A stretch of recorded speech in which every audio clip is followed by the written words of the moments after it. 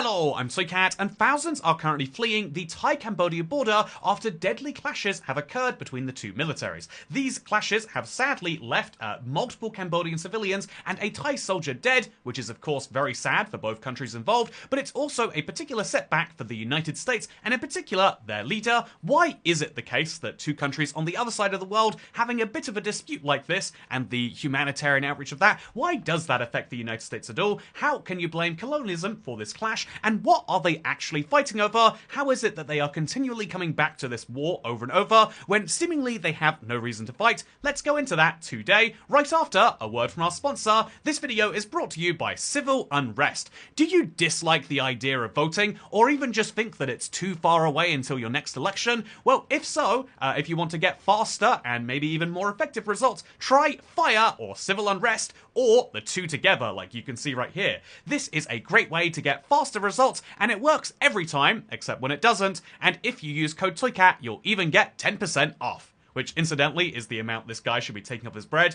You cooked that a bit too long in the fire, I hate to tell you. Anyway, with that said, let's get into the Thai-Cambodia issue, because if you've never seen these two countries on a map, they do in fact share a border, and what's interesting is that Thailand has the weird, notable, feature of being one of the few countries on Earth that can reasonably claim it was never colonized by any major European power. This is something a lot of countries try to claim, like Ethiopia, but they'll be like, we were only colonized by the Italians for a few years.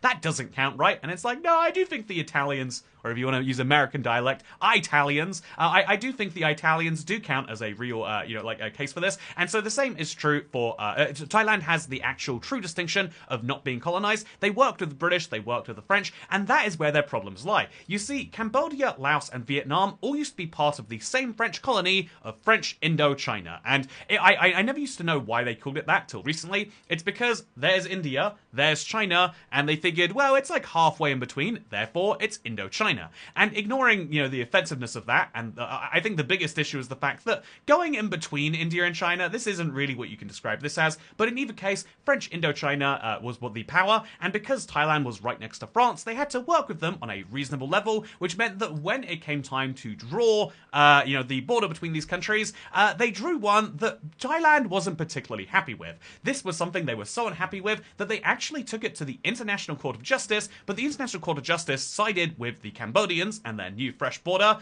The simplest way to describe this issue is that there's some territory that Thailand believes they own, but Cambodia believes they own. This does cause a lot of theoretical issues, but over time this didn't really cause anything until 2008. In 2008, the Cambodian government wanted to nominate a temple in this area as a UNESCO World Heritage Site. This was something that obviously became an issue domestically, politically, and so in face of the nationalist sentiment, they decided to withdraw support and even decide to maybe have some military engagements get involved. This is very bad and basically represents the problem with nationalism inside of a country. A lot of Thai people are like, hey, why are we ever conceding anything as a country? Thailand #1, how dare we give up any of our territory to our neighbor? And so, what happens? Well, when nationalist sentiment from one country reaches the feel the need to protect themselves sentiment from another, well, obviously, you end up with a few border clashes. This started in 2008 to 2011, and then restarted in 2025, culminating in the US, who was, they're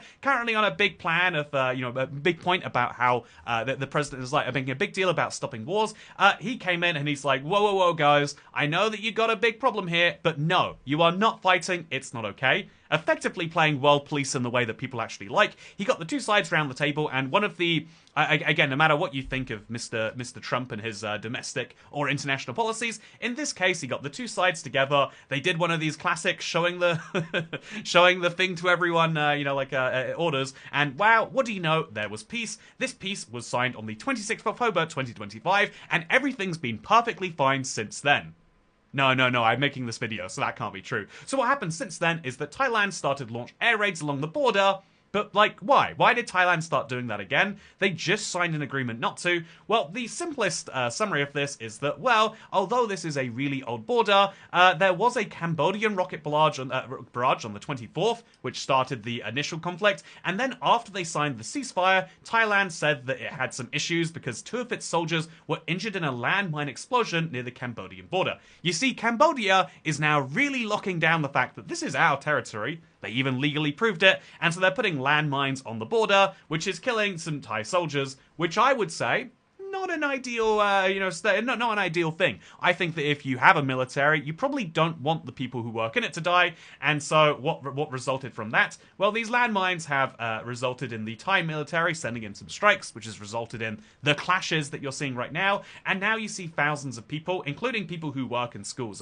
650 schools in the provinces have been forced to shut for safety reasons. There's a bunch of people living in bunkers, for a little bit, and a former journalist shares several clips of children running out of their schools frantically. There's a lot of people who believe that a war is about to come here again, despite this peace deal, and so I do imagine that this will eventually and inevitably end. But there's a bit of a problem here, right? The first war, even though the First War did end with a ceasefire and a lovely agreement, I think what the First War kind of proved is that there is a real mismatch between these countries militarily. I think the mismatch is very clear from looking at the First War, if you want to dive into it, but I think just to someone who just wants the broadest overview, here are the ASEAN nations. It's like the EU, but for Southeast Asia, and if we look at the ASEAN nations compared, you can see, Indonesia has, all of the people who live in ASEAN, the majority.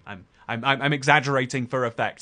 But they also have the majority of the GDP. But when it comes to GDP per capita, Singapore and Brunei are above the rest.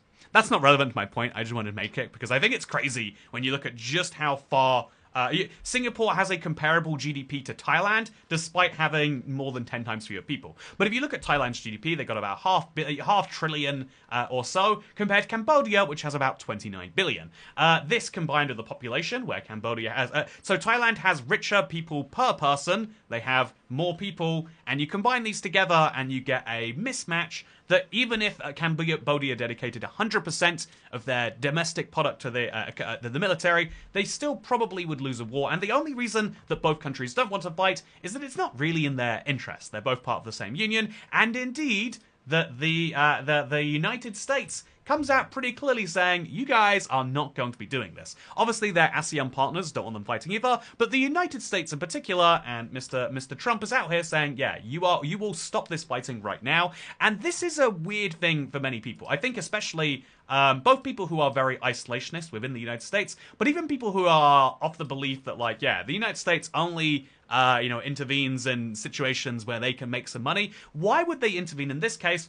And I thought, why does the US care if two nations on the other side of the planet that they don't do too much trade with the US go to war? And I think the simplest answer is world stability kind of relies on the idea that war is an absolute no-no under all costs. You see, if a border dispute is a reason to go to war, well, I've got some bad news also. I've got some bad news about who might be involved in a border dispute, because here is a fun map. Actually, can I complete... Let's go down a tangent today. There was this really cool map of every disputed territory in the world. I showed it off years ago, and I went looking for it, and I finally found someone who posted it. But this beautiful map that used to show every disputed territory and why they were disputed, as you can see from this little image, it's been turned into... It got bought by some weird... game from another country, and then that game from another country got their website bought by TAS Consultaria, and then they got their website bought by LGBTQ News, or LBGT, no Q, newsnow.org. And what's crazy about that is this is specific to the LA LGBT Center, and it's a news site that hasn't posted since 2023. Weirdly, that is despite the fact that I looked into them because I was curious. I looked into them, and apparently this is an organization with 800 employees. It's absolutely crazy if you ask me. Yeah, since 1969, they have nearly 800 employees. But yeah, what's crazy is the fact that I don't have a map, and all I instead get is the LGBT news from 2023, and I'm just angry about that. Okay, is that a worthwhile tangent? Okay, let's just quickly say that the Republic of China, the People's Republic of China, and the regular Republic of China, Taiwan, have disputes with all of these countries. There is some land that that China believes they own, and that these other countries do not believe. This has ignited clashes of India a few times, but if it's just okay to say, oh, we have disputed territory, therefore war is fine, therefore we're going to fight you, that's a bad thing. The world generally operates under the principle that even if we really disagree about pretty major factors, we still really shouldn't go to war, and this allows the world economy to be more stable, which, when you represent one core profit, is broadly good for you. One of the things that I think would really mess me up were I an American voter is the idea that I think that every country should keep to themselves, but there is a certain point, a certain size, especially militarily, where you can be the force for doing that. I think there's real deep concern. I think there's even a deeper level of like, okay, so should the US be involved exclusively because if every country acts rationally, that's good for the world market? Should the US only intervene when they personally have something to gain? There's lots of deeper questions about that, but I think it's very interesting that, yeah, the US is heavily invested in stopping this, and so as a result, even though there is a conflict, I think that, and even though you could argue that, like, you could be cynical and say, well, Trump is just, he really likes being at conferences where the word peace is above him. Look, the E in peace is Trump here. Even though that probably can be cynically true on some level, it is in the United States' interest to have broad peace around the world, and it is in every country's interest to a certain extent, which is why every time your neighbors invade each other, you have to be like, come on guys, knock it off. Is it really worth killing people? Because ultimately, I think both sides know that at the end, that like, yeah, at the very end of this, it will be exactly where it was before, but now some of our guys and some of your guys will be dead. Is that really worthwhile? And that is a good thing. Weirdly, right? As much as I want to say, like, yeah, it sucks that these people died for no reason, the fact that they did die for no reason, that this guy isn't a martyr for, the greater Thailand conquering of this area, or these Cambodian civilians aren't a martyr, to show that Cambodia is #1 over Thailand and they're going to expand even further. The fact that it is broadly acknowledged as silly is why this is a big thing. And that's why I think it's interesting when you compare it to every other war that is trying to be ended right now, is because if you look at it through the same lens, it's like, yeah, it doesn't actually matter. The most important thing is that no country feels compelled to invade again, even if it means letting another country off on poor terms. I think right now there's this huge debate over how the Ukraine-Russia war should end. I think finally, even the Russians are broadly round the table, maybe trying to stall it out a little bit more, but the basic also... Our long-term task is preserve and increase our people, by the way. Putin on population decline. Wow, look, Putin just watched my video on the subject, it seems. But no, more seriously, there is a really interesting point in this that, like, yeah, I like to believe that is true, that Putin's going on the World Wide Web, looking at videos, seeing what people are saying about him. But, yeah, the truth is that no matter how the war ends now, even though you don't want it to be that there is there's any dream of Ukraine to invade Russia to get its territory back, even though it's right that it does so. You don't want there to be any dream that the Russia can think, we could just invade another country again. You want to set up a world order where that doesn't happen. And there's the real debate is only between, well, you could make that happen, but if you have encouraged Russia by giving them so much, by letting them increase their people by expanding their territory, then now they're incentivized to do it again. They go through 3 years of hardship, and then they get to keep any territory. That's bad news for Kazakhstan. That's bad news for Georgia. It's less bad news for Estonia and Latvia because they're in NATO, but it's questionable news for them if we're talking about European NATO funding itself. There is a really interesting thing here that is like, yeah, within the idea of global world order, what is more important, the right thing or the stable thing? And weirdly, that is the choice you have to make. That is one of the reasons why the concept of the US president has been the leader of the free world, and I think that's why it can